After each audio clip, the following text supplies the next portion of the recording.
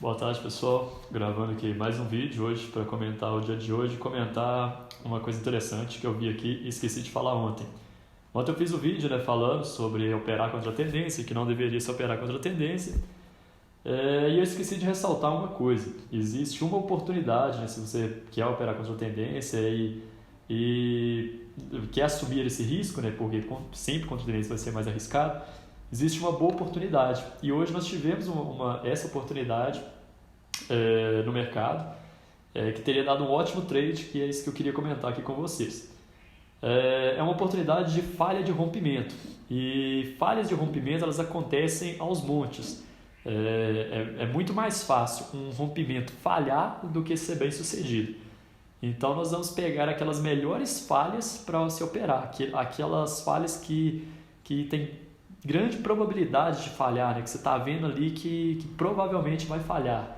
Não vamos sair fazendo isso em todos os pontos de rompimento, não. Nós vamos esperar, analisar. Se a gente estiver vendo que o preço não tem força para romper, que nós vamos operar. Primeiro, queria só mostrar o seguinte. Para ter um rompimento, é preciso que você tenha uma resistência ou um suporte. Ou você vai estar em uma tendência de alta e vai ter feito um pivô, ou você vai estar em uma consolidação e vai ter uma resistência ali. O pivô também funciona como uma resistência. Vamos fazer o esqueminha aqui de uma tendência. Subiu, fez a correção. Ou seja, o mercado subiu, corrigiu, subiu, corrigiu. Esse ponto aqui, pessoal, é extremamente importante. Esse aqui é o famoso pivô, que vai funcionar como um tipo de resistência. E ele é extremamente importante, porque o preço corrigiu.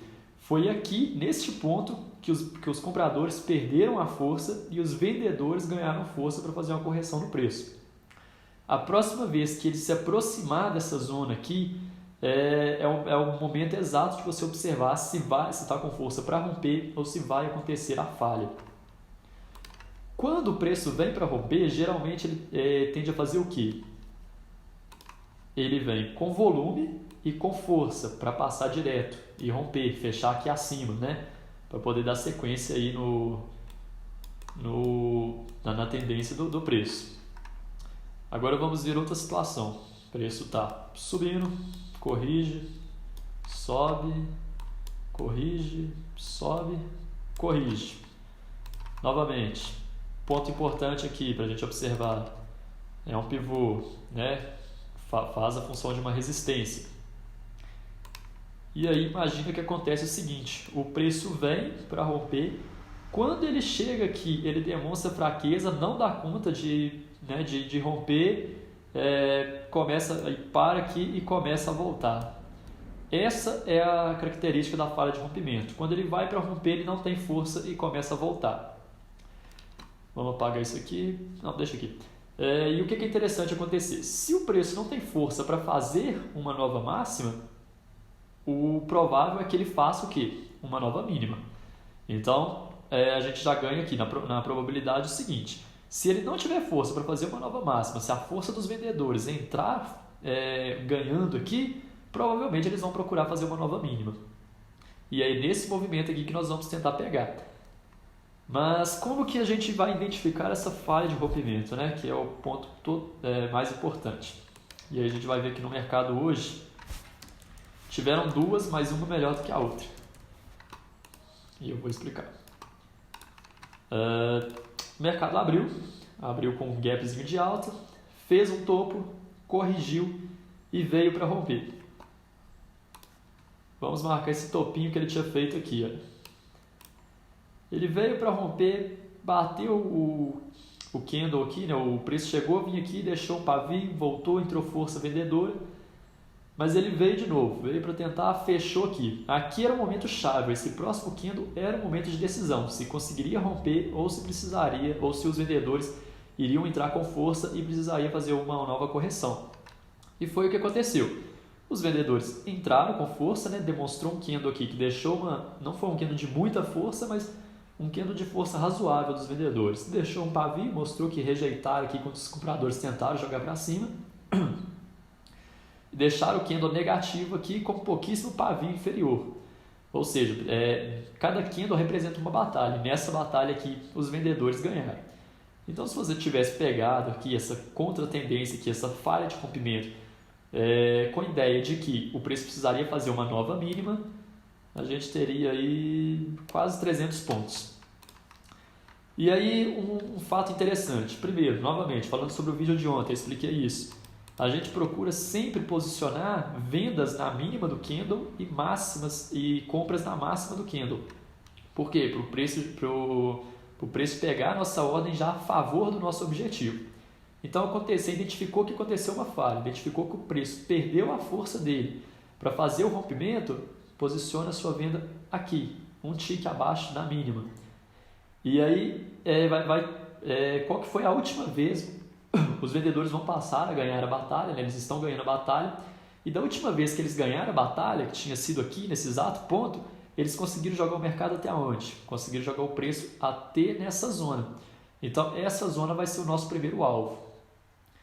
Nesse caso aqui, era um alvo que eu não gosto de operar, porque o risco era de 190 pontos e esse primeiro alvo de 119, muito pequeno.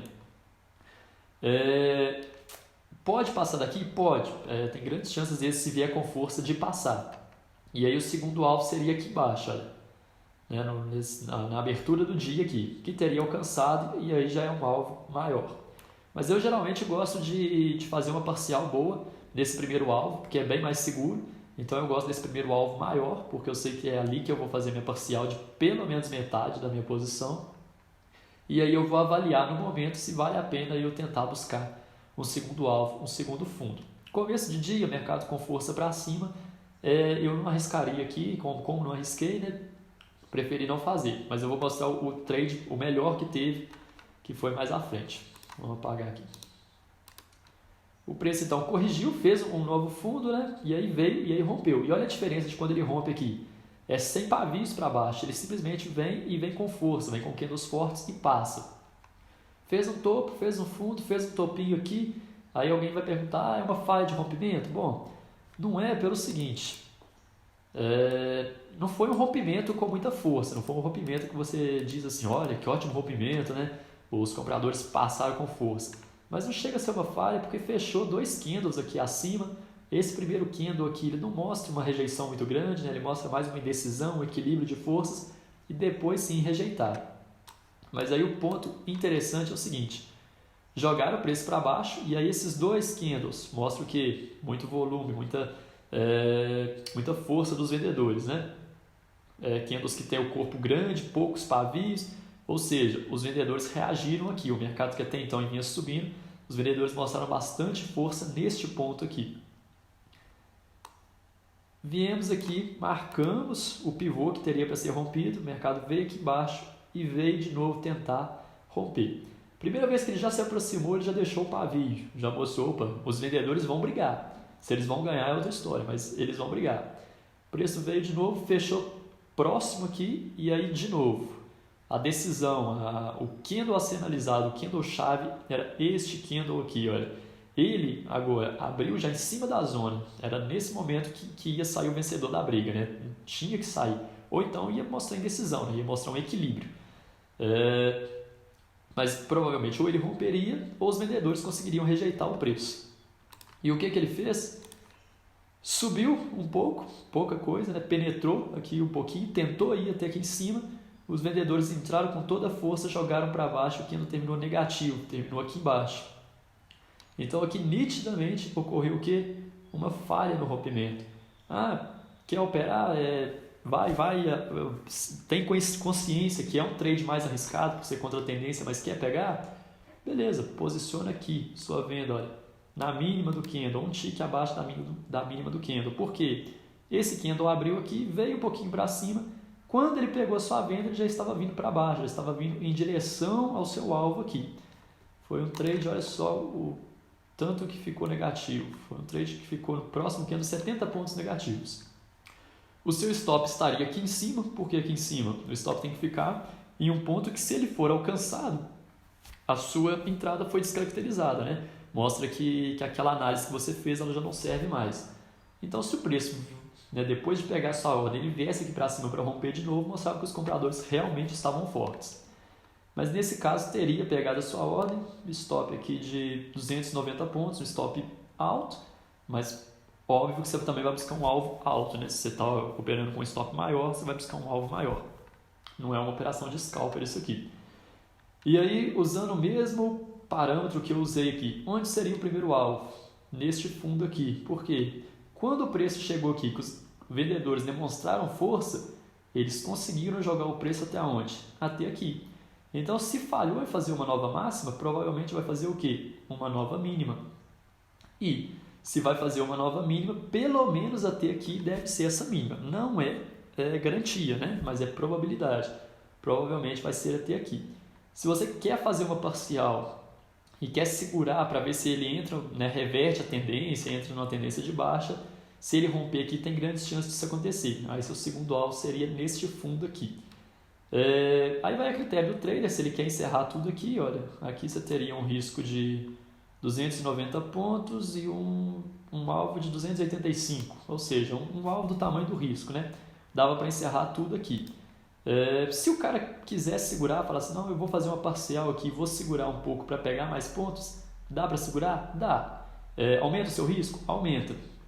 Aí tem dois detalhes, né, importantes a se ressaltar aqui. O primeiro é o seguinte, a partir do momento que o preço fez esse repique aqui, né, fez esse topo aqui, um topozinho pequeno, discreto, mas não deixa de ser um topo, mais baixo que esse aqui, o seu stop que antes estava aqui, já vem para cá. Ou seja, você já não perde mais, né? Na pior das hipóteses, você vai sair no 0 a 0 com o restante da sua mão, com o restante dos contratos que você está operando. Por que nesse caso aqui eu não seguro até aqui embaixo? Que é muito importante. Eu gosto muito de médias móveis. Nem toda média móvel quer dizer que você vai usá-la para operar, mas muitas vezes você usa ela como um filtro. E olha só que interessante. No meu gráfico aqui que eu mantenho as médias, eu tenho essas duas médias aqui. Essa média amarela de 400 períodos e essa branca de 200 períodos. Não são médias que eu uso elas para operar do tipo, tocou na média, eu vou vender, vou comprar. Não, mas são médias que eu uso para filtrar. Se eu estou querendo fazer uma venda por aqui e tem essa média aqui, ela me dá mais confiança. E se eu estou vendido e estou com um alvo aqui, eu já ligo o sinal de alerta. Opa, esse alvo meu aqui vai ter que romper essa média. E são médias fortes, são médias populares, grandes players usam essa média, são médias extremamente conhecidas. Então, eu não colocaria meu alvo aqui justamente porque tinha essa média no meio do caminho. Para chegar no meu alvo, teria que romper a média. Essas médias são rompidas, né, diretamente, mas geralmente elas seguram o preço, elas pelo menos dão uma embolada no preço ali, na hora que vai passar por elas. E eu não gosto de ficar exposto, né, nessa confusão de ficar uma operação grande, ficar naquele vai e vem ali para ver se vai vir. Então eu encerro tudo aqui por causa da média. E hoje foi um dia até que respeitou bem as médias, né? Olha só, primeira vez que chegou perto dela, fez uma correção, fez outra correção, conseguiu romper. Aqui duas vezes, se aproximou da média, segurou. Aqui, segurou. E olha aqui para vocês verem. Veio para romper, não veio? Mas antes de romper, o que fez? Segurou na média. E aí, outro detalhe. Por que aqui a gente não vai dizer que é uma falha de rompimento? Não foi, os compradores não chegaram com tanta força. Só um momento, pessoal. Bom, esse vídeo já está aí com 14 minutos, vai ficar longo, então não vai dar para postar no Instagram, vou ter que postar no YouTube, mas vamos lá. O preço chegou aqui com os compradores com força, os vendedores tentaram, né, mostrar força, só que eles não ganharam as batalhas. Eles fizeram o quê? Doji. Outro doji aqui, isso mostra o quê? Equilíbrio de força. Não mostra que os vendedores estavam ali fortes para segurar o preço, mostra que a coisa estava equilibrada. Se está equilibrado, se tem uma chance aí de 50% para cada lado, eu não opero. Eu deixo passar o trade. Aqui não, aqui eles mostraram muita força. Aqui eles mostraram que eles estavam mais fortes que os compradores. Aqui eles mostraram que o negócio estava equilibrado. Então, melhor não operar. É um vídeo rápido, era só para falar sobre essa questão aí da falha de rompimento, para vocês ficarem sempre atentos quando vocês verem essa possibilidade aqui de romper. Às vezes, se você está comprado aqui e acontece isso, encerra essa operação. Por quê? provavelmente o mercado vai vir abaixo. Se você quer assumir o risco de fazer uma compra contra a tendência, este é o momento certo. Não é esse momento aqui que o mercado chegou aqui, fez um candle negativo, você acha, daqui agora não vai subir mais. Não, o momento é esse. O momento é a hora que encontra força vendedora, a hora que ele tem uma zona de pressão dos vendedores e os vendedores mostram que estão mais fortes.